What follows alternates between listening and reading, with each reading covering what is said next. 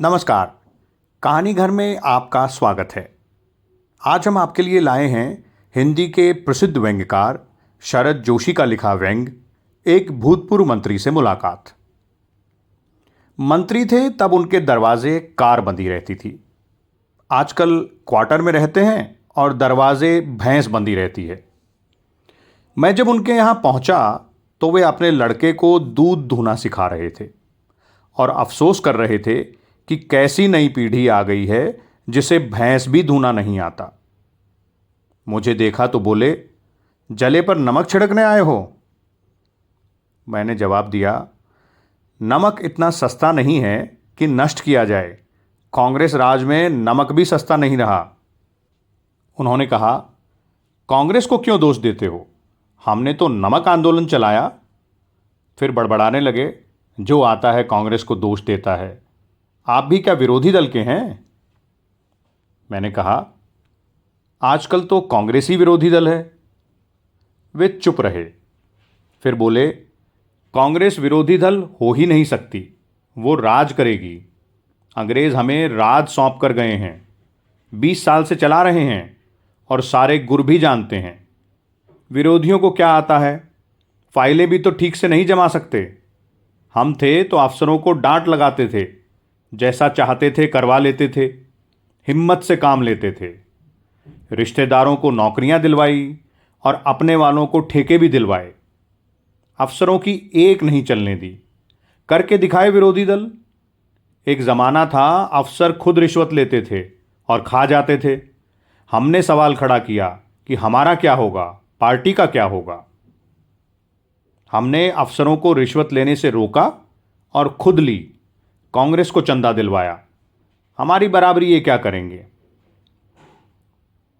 मैंने कहा, पर आपकी नीतियां गलत थी और इसीलिए जनता आपके खिलाफ हो गई।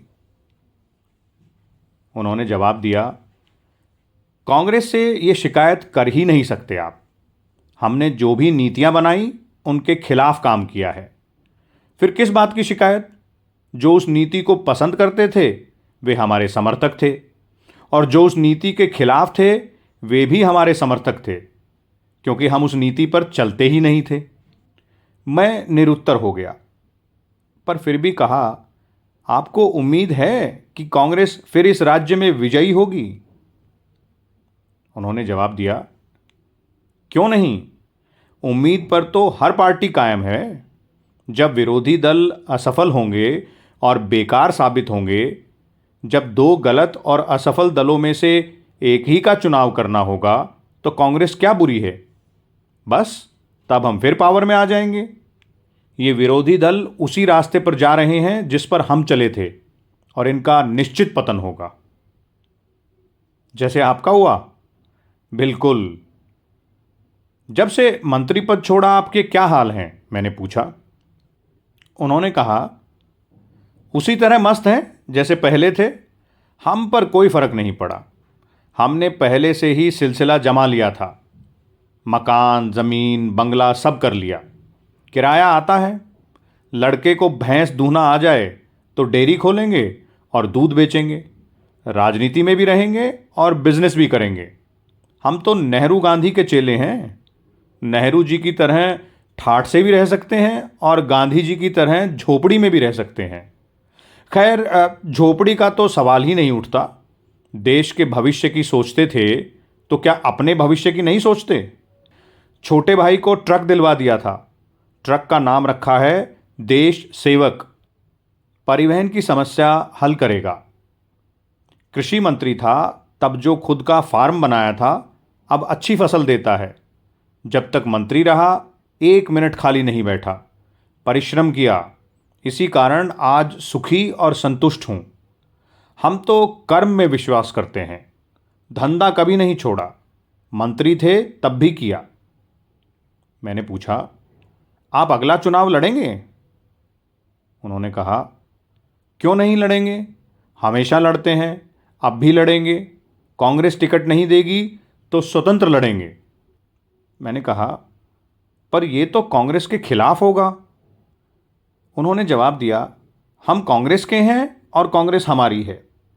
कांग्रेस ने हमें मंत्री बनने को कहा तो बने, सेवा की है, हमें टिकट तो देना ही पड़ेगा। नहीं देंगे तो इसका मतलब है कांग्रेस हमें अपना नहीं मानती। ना माने, पहले प्रेम अहिंसा से काम लेंगे, नहीं चला तो असहयोग आंदोलन चलाएंगे और फिर दूसरी पार्टी से खड़े हो जाएंगे। मैंने पूछा, जब आप मंत्री थे जाति रिश्ते वालों को बड़ा फायदा पहुंचाया आपने? उन्होंने जवाब दिया, उसका भी भैया इतिहास है। जब हम कांग्रेस में आए और हमारे बारे में उड़ गई कि हम हरिजनों के साथ उठते बैठते और थाली में खाना खाते हैं, तो जाति वालों ने हमें अलग कर दिया और हमसे संबंध नहीं रखे। हम भी जातिवाद के खिलाफ रहे और जब मंत्री बने तो शुरू शुरू में हमने जातिवाद को कसकर गालियां दी। दरअसल हमने अपने पहले वाले मंत्रिमंडल को जातिवाद के नाम से उखाड़ा था। शुरू में तो हम जातिवाद के खिलाफ रहे, पर बाद में जब जाति वालों को अपनी गलती पता चली तो वे हमारे बंगले के चक्कर काटने लगे। जाति की सभा हुई और हमको मान पत्र दिया गया और हमको जाति कुलभूषण की उपाधि भी दे दी। हमने सोचा कि चलो सुबह का भूला शाम को घर आया।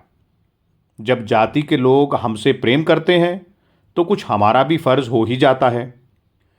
हम भी जाति के लड़कों को नौकरियां दिलवाने, तबादले रुकवाने, लोन दिलवाने में मदद करते और इस तरह जाति की उन्नति और विकास में योगदान देते। आज हमारी जाति के लोग बड़े बड़े पदों पर बैठे हैं और हमारे आभारी हैं कि हमने उन्हें देश की सेवा का अवसर दिया। मैंने तो लड़कों से कह दिया था कि एमए करके आओ, चाहे 3rd डिवीज़न में ही सही, सबको लेक्चरर बना दूंगा। अपनी जाति बुद्धिमान व्यक्तियों की जाति होनी चाहिए और भैया अपने चुनाव क्षेत्र में जाति के घर सबसे ज़्यादा हैं, सब सॉलिड वोट हैं, सो उसका ध्यान तो रखना ही पड़ता है। यूँ दुनिया जानती है हम जातिवाद के खिलाफ हैं।